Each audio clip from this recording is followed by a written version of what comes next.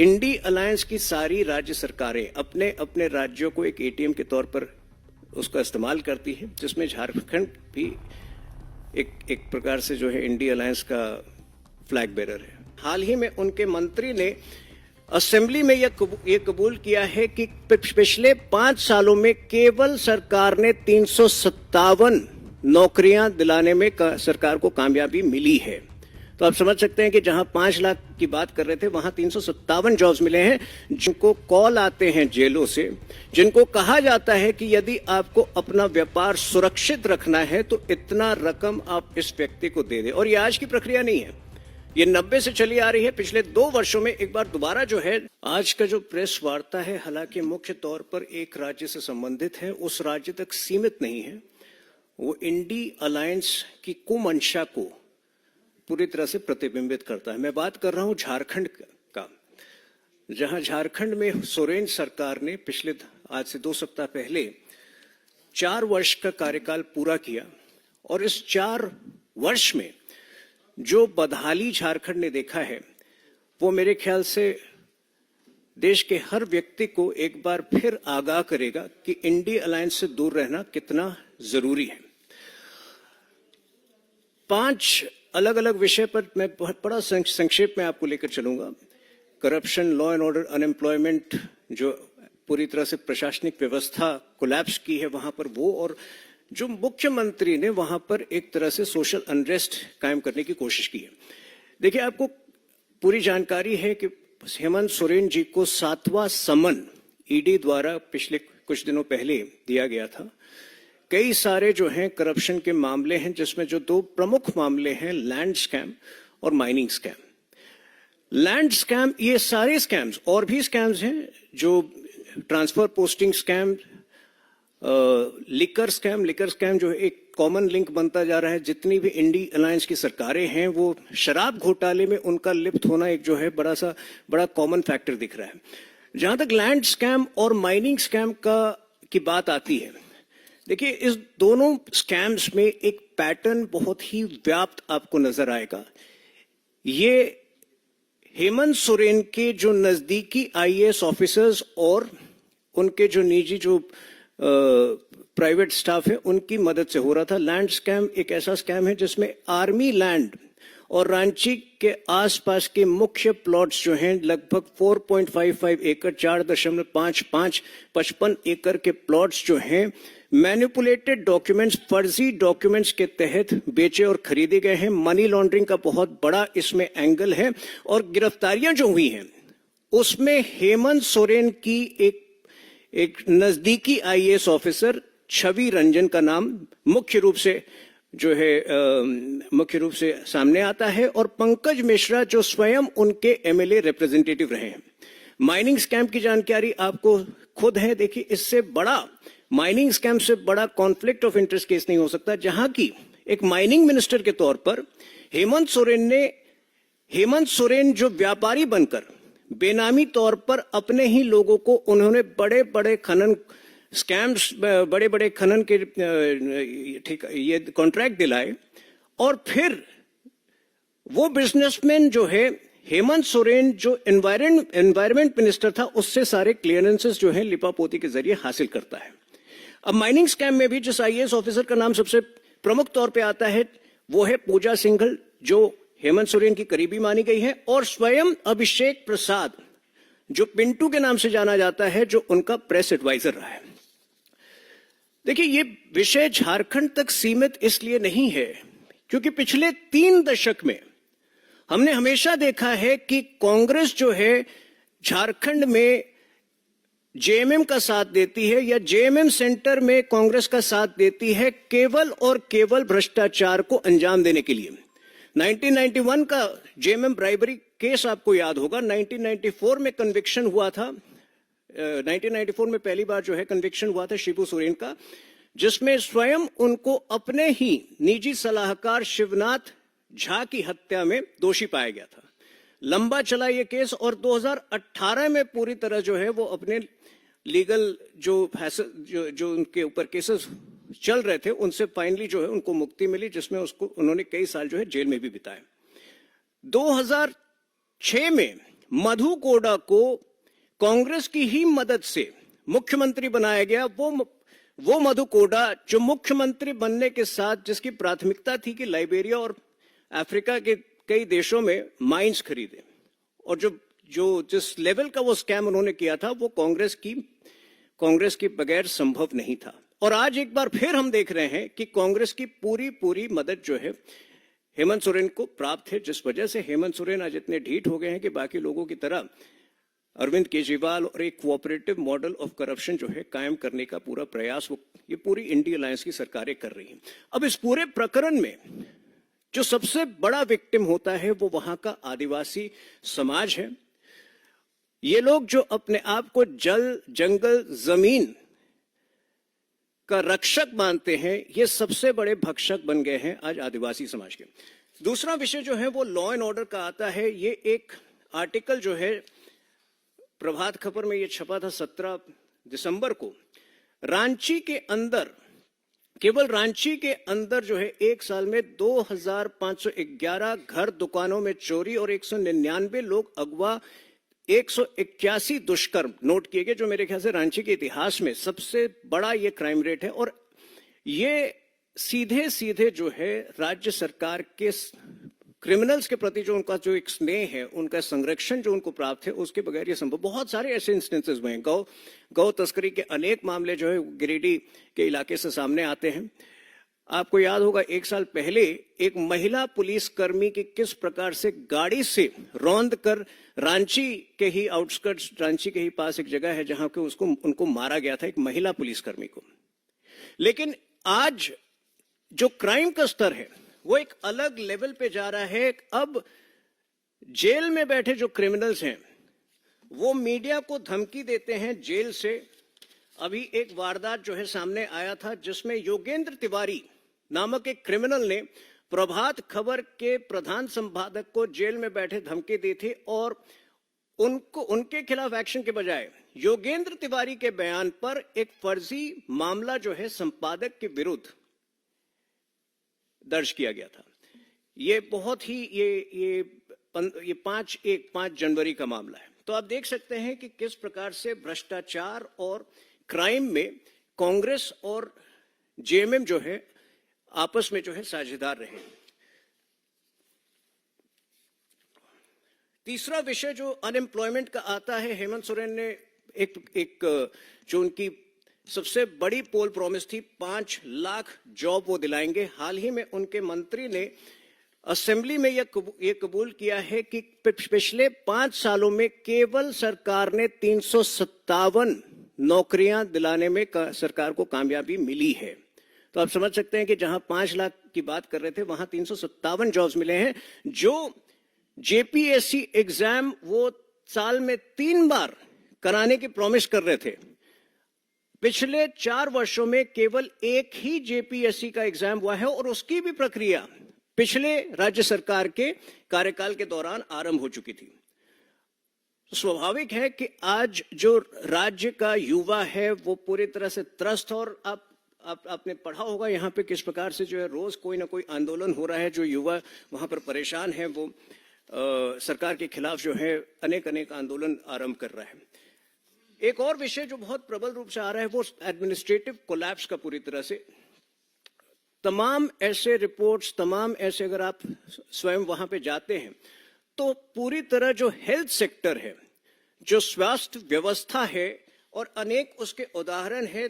जो सरकारी हॉस्पिटल्स हैं, धनबाद के SNMHCH हॉस्पिटल में जो वहां का मोरेटोरियम है जहां के शव रखे गए हैं, वो शव जो हैं इस प्रकार से रखे गए थे कि उसमें जो है चूहे उन शवों को खा रहे थे। देवघर की अगर बात करें तो देवघर के सदर अस्पताल में 50 नए वेंटिलेटर जो हैं पूरी तरह से अनयूज्ड हैं, उनका बिल्कुल प्रयोग नहीं किया गया है, और वो उनका कोई काम नहीं हुआ। उसके बजाय जो है ऐसा पाया गया है कि उसी अस्पताल के अधिकारी जो हैं प्राइवेट अस्पताल में लोगों को भेज रहे हैं, मरीजों को। रांची के रिम्स में जो है बेड की कमी, पिछले लंबे समय से बेड की कमी, और देखा गया कि जो गंभीर रूप से बीमार मरीज भी हैं उनको भी जो है जमीन पर, फर्श पर जो है लेटाया जाता है या रखा जाता है। इसके अतिरिक्त जो है फिरौती में जेएमएम की विशेष महारत है। कई ऐसे व्यापारी हैं रांची, झारखंड, रांची, जमशेदपुर, धनबाद, हजारीबाग के अंदर जिनको कॉल आते हैं जेलों से, जिनको कहा जाता है कि यदि आपको अपना व्यापार सुरक्षित रखना है तो इतना रकम आप इस व्यक्ति को दे दें। और ये आज की प्रक्रिया नहीं है, ये 90 से चली आ रही है। पिछले 2 वर्षों में एक बार दोबारा जो है जेएमएम के संरक्षण में, हेमंत सोरेन के संरक्षण में इसको बहाल किया गया है और इससे जो है व्यापारी वर्ग जो है वहां पर विशेष तौर पर त्रस्त है, विशेष तौर पर परेशान है। लेकिन एक और जो सबसे बड़ा मुद्दा है, हेमंत सोरेन की अर्बन नक्सली मानसिकता से उन्होंने हर संभव प्रयास किया है झारखंड में सामाजिक और आर्थिक बदहाली, एक अराजकता का माहौल बनाने का। आपको याद होगा पिछले फरवरी में एक सभा को संबोधित करते हुए उन्होंने कहा, लोगों से आग्रह किया कि आप अपने पैसे बैंक्स में जमा न करें, आप उसको एक प्लास्टिक में बांधकर जमीन के अंदर दफना दें।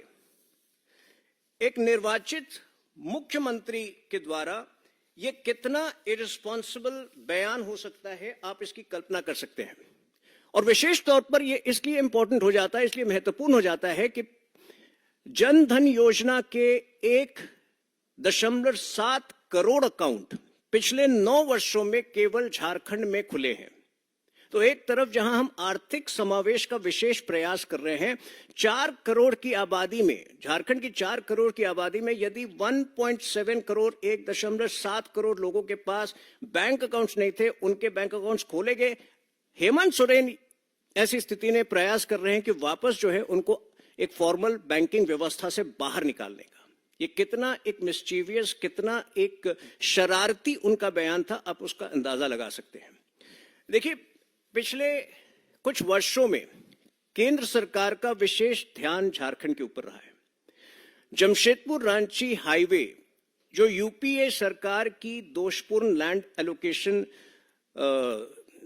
एलोकेशन के कारण कई सालों तक लिटिगेशन में रहा, उसको हमने पिछले 3 वर्षों में पूरी तरह क्लियर किया। और आज जिस दूरी को तय करने में, 125 किलोमीटर की दूरी को तय करने में कई बार 4 घंटे लगते थे, आज मात्र 2 घंटे में वो दूरी तय होती है। जिस प्रकार से देवघर का विकास हुआ है, देवघर के मंदिर परिसर का एक तरह से, जिस तरह से पुनरुत्थान हुआ है, एक नए तरीके से क्रिएट किया गया है, देवघर एयरपोर्ट क्रिएट किया गया है, जिस प्रकार से बिरसा मुंडा की लेगेसी को एक वैश्विक स्तर पर प्रधानमंत्री जी के इनिशिएटिव द्वारा बढ़ावा मिला है, इन सारे चीजों, ऐसी स्थिति में जो हेमंत सोरेन की जो हरकतें हैं वो झारखंड को कई वर्ष और कई दशक पीछे ले जा रही हैं और ये बड़ा चिंता का विषय है।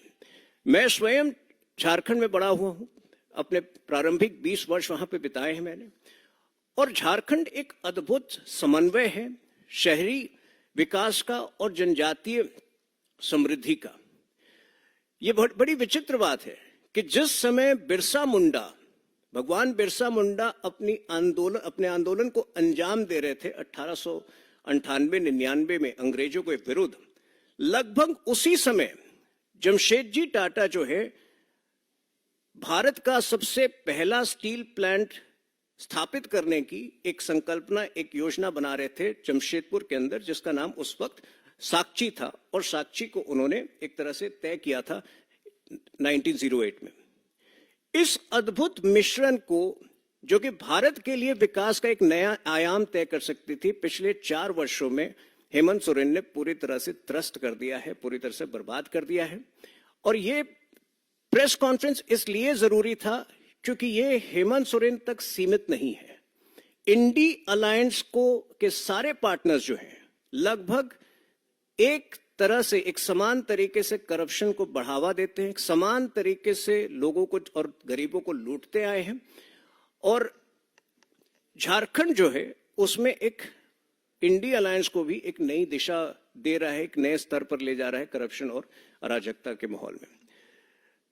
तो ये एक तरह से 4 वर्ष का जो हेमंत सोरेन का सरकार था उसका एक लेखा जोखा था और एक रिपोर्ट कार्ड था। मैं इसको जो है अपने वार्ता को यहाँ समाप्त करूंगा और जो अगर यदि प्रश्न हैं आपके तो उसका उत्तर दूंगा।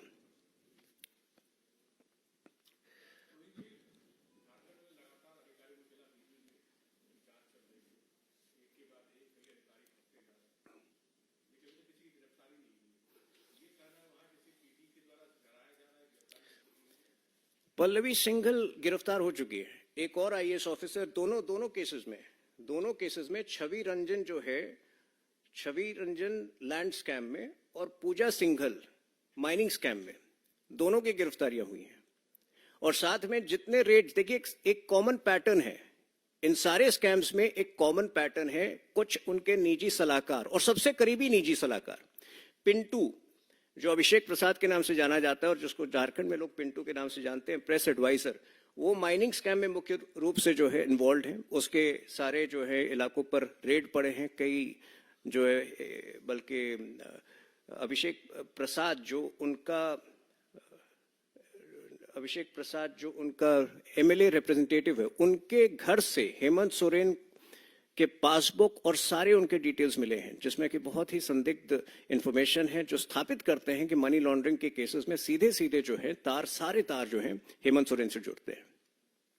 लेकिन आईएएस ऑफिसर्स का जहां तक सवाल है, दोनों की गिरफ्तारियां हुई हैं, छवि रंजन और पूजा सिंघल की।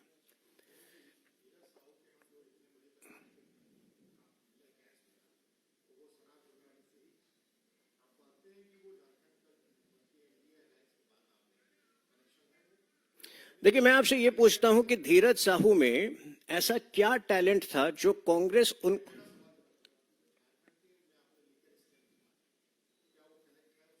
देखिए, जांच चल रही है तो मैं स्पष्ट रूप से उस पर नहीं बता पाऊंगा, क्योंकि ये एक इवॉल्विंग सिचुएशन है। इनफैक्ट जो माइनिंग स्कैम भी कैसे आया सबके सामने, एक दूसरा मनरेगा स्कैम की जांच चल रही थी। मनरेगा स्कैम में जो अनियमितता पाई जा रही थी वो उस लेवल की थी कि जांच अधिकारियों को लगा कि ये एक और स्कैम इसमें इन्वॉल्व है। तो झारखंड में स्कैम जो है ये केवल 4 स्कैम उस तक सीमित नहीं है, एक फिरौती का एक अलग स्कैम होगा। लव जिहाद की तो बात में मतलब वो छूट गया, लव जिहाद के चक्कर में लैंड जिहाद का स्कैम चल रहा है। पाकुर, दुमका, ये सारे इलाके जो मुख्य तौर पर जो हेमंत सोरेन के इलाके हैं, इसमें बड़े पैमाने पर अंकिता जो एक विक्टिम थी लव जिहाद की, रूबिका पहाड़न जो एक और विक्टिम थी लव जिहाद की, एक बड़ा लैंड जिहाद चल रहा है जिसमें कि पूरा संरक्षण बांग्लादेश से आए इलीगल माइग्रेंट्स को प्राप्त है सोरेन सरकार का। ये लोग जो है आदिवासी लड़कियों को लुभाकर शादी करते हैं और फिर लैंड ग्रैबिंग भी इन्वॉल्व है। तो बहुत सारे स्कैम हैं, अभी तो खुलासा होना शुरू हुआ है और मुझे नहीं लगता कि यहाँ पर रुकेगा। जब और 6 महीने में या जब हमारी सरकार आएगी वहां पर, तो आपको पता चलेगा कि और भी बहुत सारे स्कैम जो हैं पनप रहे थे।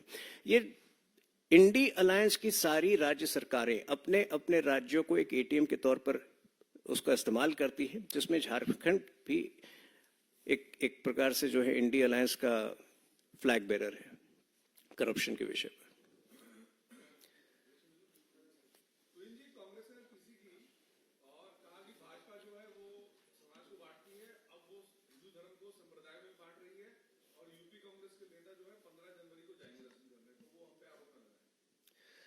देखिए, कांग्रेस पार्टी न्याय की जब बात करती है तो भगवान राम के साथ जब न्याय हो रहा है तो उसको उतनी आपत्ति क्यों है? क्या कांग्रेस पार्टी का यह मानना है कि यूपी के जो उनके नेता हैं वो जाए तो ठीक है, लेकिन बाकी नेताओं को आवश्यकता नहीं है? तो ये क्या, मुझे ये नहीं समझ में आ रहा है कि क्या कांग्रेस उसको अयोध्या में जो प्राण प्रतिष्ठा होने जा रहा है, क्या कांग्रेस उसको एक लोकल इवेंट मानती है? कांग्रेस बहानों की तलाश में रही है हमेशा से। कल मैं किसी शो पे था, वो कह रहे हैं कि एक शंकराचार्य ने इसके प्रति विरोध जताया। मेरा उनसे बस एक ही प्रश्न है कि 1951 में जब नेहरू ने तब के राष्ट्रपति डॉक्टर राजेंद्र प्रसाद को सोमनाथ के मंदिर के पुनर्स्थापना में जाने से रोकने का प्रयास किया था, क्या उस वक्त भी यही कारण थे कि किसी शंकराचार्य ने मना किया था?